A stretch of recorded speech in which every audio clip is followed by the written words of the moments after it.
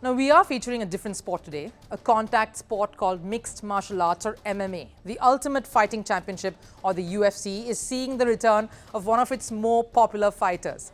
Conor McGregor has announced his next fight in June this year. McGregor will be up against Michael Chandler in the middleweight category. Now, those of you who are big followers of UFC are aware of how popular a figure McGregor is. Apart from being known for his lethal left jab, the Irishman is one of the biggest trash talkers and crowd pullers in the sport. McGregor last fought in 2021 and has a record of 22 wins and 6 losses.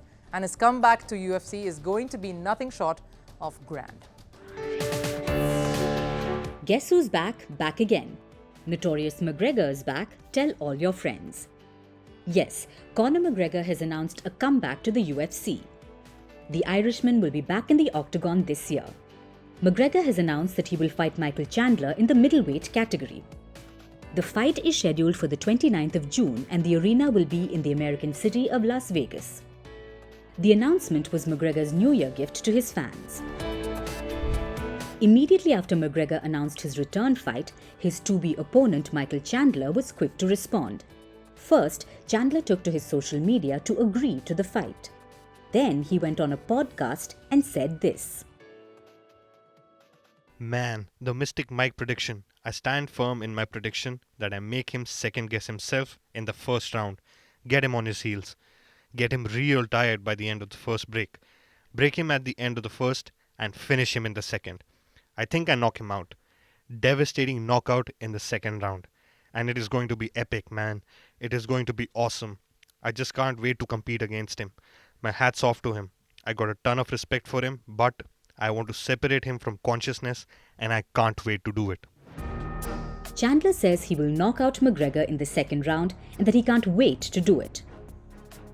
Chandler has already upped his trash-talking game because he knows how much talking McGregor likes to do before a fight.